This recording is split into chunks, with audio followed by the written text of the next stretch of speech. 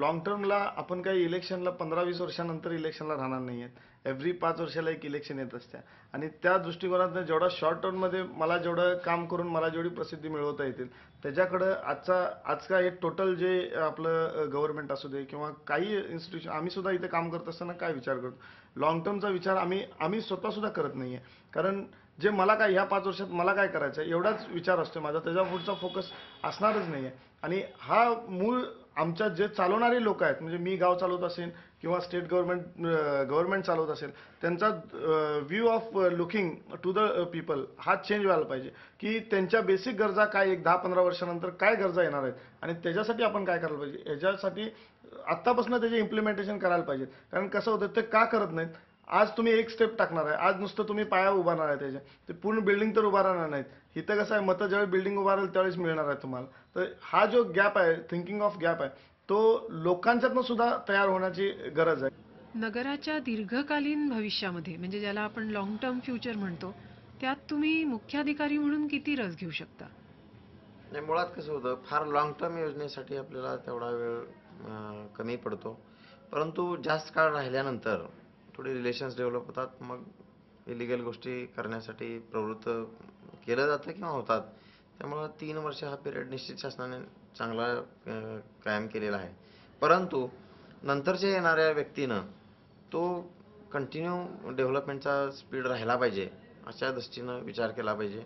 आणि मग त्याच्यात कुठली तरी एखादी अथॉरिटी पाहिजे की बाबा ही डेव्हलपमेंट ह्याच डायरेक्शनने गेली पाहिजे. 3 वर्षात ही डेव्हलपमेंट करणार आम्ही त्याला इथून फंड्स आणणार हे नुसतं कागदावर ठेवून जमणार नाही. त्याच्यासाठी ते फंड्स उपलब्ध केले पाहिजे. मग कुठल्याही प्रकारे असतील ते सगळे फंड्स मिळून त्या त्या टाईम बाउंड प्रोग्राम गेला पाहिजे आणि त्याला कंट्रोल करणारी कुठंतरी नागरी विभागाची एक इंडिपेंडंट अथॉरिटी असली पाहिजे. ती अथॉरिटी कंट्रोल करणार असेल तर मग मात्र निश्चित डेव्हलपमेंटचा स्पीड चांगला राहील.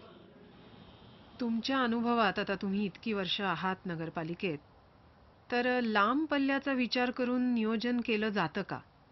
नाही, होत नाही अशा पद्धती नियोजन पद्धतीनं आज 20 वर्षात बघतो मी झालंच नाही का. काय त्याची कारण असतील त्याची असं कारण वाटतं? म्हणजे 6 महिन्याला नगराध्यक्ष बदलणे 3 महिन्याला नगराध्यक्ष बदलणे प्रशासन अधिकारी जी भूमिका प्रशासन अधिकारीची आहे ती व्यवस्थित नसल्यामुळे नियोजन पण कामं होऊ शकत नाही होऊ त्यांची. शकत नाही. हे 6 महिन्यांनी 3 महिन्यांनी नगराध्यक्ष तुम्ही बदलता हे काही तेवढंच आम्हाला समजत नाही. म्हणजे काय होतं नेमकं कसं होतं हे 6 महिन्यांनी कसे काय 6 बदलतात? महिने आता एखादं आरक्षण आहे सर्वसाधारण आरक्षण आहे जनरलसाठी. ते जनरलचं 2.5 वर्षाचं आरक्षण आमच्या इथं नगरपालिकेत आता लागू झालंय शासनाने. तर त्या 2.5 वर्षामध्ये जेवढं पार्टी एकत्र होते ग्रुप तयार होते मेजॉरिटी होते त्यावेळेला इच्छुक असणारे नगराध्यक्ष पदाला जास्त असतात. मग त्यामुळे तुम्हाला इच्छुक जेवढे असतील तेवढे कालावधी कमी येतो. इच्छुक कमी असतील तर कालावधी वाढतो. कायदा तर 2.5 वर्षाचा आहे ना मग 6 तर महिन्यानंतर सायदा काय 2.5 वर्ष होतं? असला तर जे आता एखादा नगराध्यक्ष आता संजय पाटील यादवकर नगराध्यक्ष झालेले आहेत. ते आता नगराध्यक्ष 2.5 वर्षातील आज लोकांचा समज आहे. पण ते 6 महिन्यानं माझ्या घरच्या अडचणीमुळं मला हे काम जमू शकत नाही. मी माझा स्वखुशीने राजीनामा देत आहे. मला हे कामकाज मी बघू शकत नाही घरच्या अडचणी. मग अशा पद्धतीने राजीनामा देतात. मग ते पद खाली झाल्यामुळं जिल्हाधिकारी दुसरी नगराध्यक्ष निवडीची मीटिंग काढतात त्यावेळेला आणि दुसरा जनरल मधलाच नगराध्यक्ष होऊ शकतो. तो आणि 6 महिन्याने परत घरच्या अडचणीमुळे राजीनामा देतो.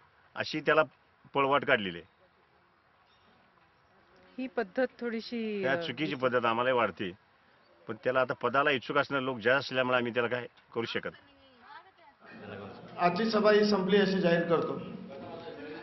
Some think 5 years, some 3, and some not even 6 months. Is the process of planning always to stay entangled with the length of people's terms in office? Can a tradition of planning, independent of who comes and who goes, not be established in the municipality?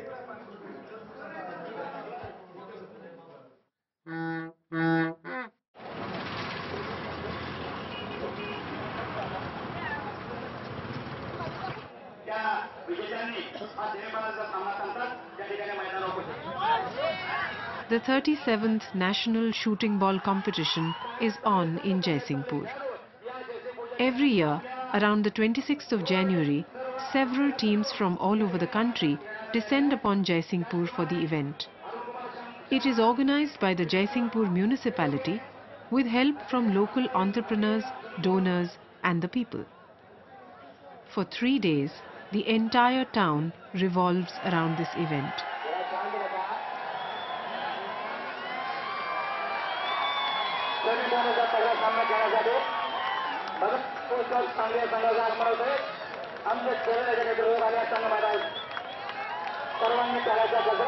मुख्याधिकारी म्हणून जयसिंगपुरात आल्यानंतर आणि इथली सगळी परिस्थिती पाहता तुम्हाला काय वाटतं?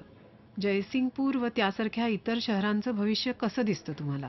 तर या दृष्टीने विचार केला तर डेव्हलपमेंट प्लॅन होऊन 22 वर्ष झालेली आहेत. 5-6 साईट फक्त डेव्हलप झालेल्या आहेत.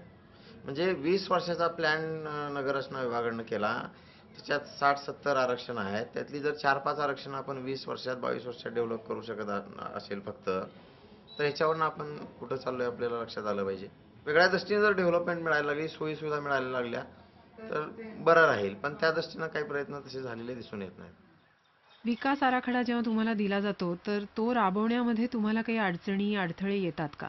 हा आहेत जागा काय अडचणी अडथळे येतात? म्हणजे नियोजन करताना एखादं आरक्षण आम्हाला काढून जर बाजूला ठेवायचं असेल तर ते पर्यायी व्यवस्था त्या आरक्षणाची करावी लागते. एखादं आरक्षण कॅन्सल होऊ शकत नाही. त्याला पर्यायी जागा उपलब्ध करून त्या ठिकाणी ते आरक्षण ठेवावं लागतं. यासाठी जागा अपुरी आहे. जागा संपादन करायला तिथं विरोध होतो. जागा संपादन नवीन मिळू शकत नाही आम्हाला. ही एक फार मोठी अडचण आमच्या नगरासमोर आहे. तुमच्या कारकिर्दीत नगराच्या विकासासंबंधीचे म्हणजे आर्थिक विकासासंबंधीचे किंवा आपण ज्याला पायाभूत सुविधा म्हणतो त्या संबंधीचे कोणते महत्त्वाचे निर्णय घेतले गेले होते का? नाही, अलीकडच्या कसं झालं, पैशाची उपलब्धता नसल्यामुळं असे निर्णय घेताच आले नाहीत. 10 वर्ष आमची इच्छा असूनही घेता आले नाहीत. आता स्टेडियमचा दुसरा टप्पा असेल. आता स्टेडियम आहे आमच्याकडं, तो पूर्ण आता त्याला जे राजर्षी शाहू नाव दिलं ते मीच दिलेलं आहे. म्हणजे मीच तो ठराव मांडला आणि राजर्षी शाहूंचं नाव दिलेलं आहे. तर त्याचा दुसरा टप्पा जर पूर्ण झाला असता तर खेळाडूंच्या दृष्टिकोनातून किंवा जयसिंगपूरच्या दृष्टिकोनातून अतिशय चांगलं हे झालं असतं. एकतर ते कमर्शियल खाली कॉम्प्लेक्स निर्माण झालं असतं आणि वरच्या बाजूला एक चांगल्या पद्धतीचं स्टेडियम झालं असतं. आता तो दुसरा टप्पा मंजूर झालेला आहे. पैसे उपलब्ध नसले तर आपण काही करू शकत नाही. आमच्या कल्पना आहेत त्या मनातच राहतात.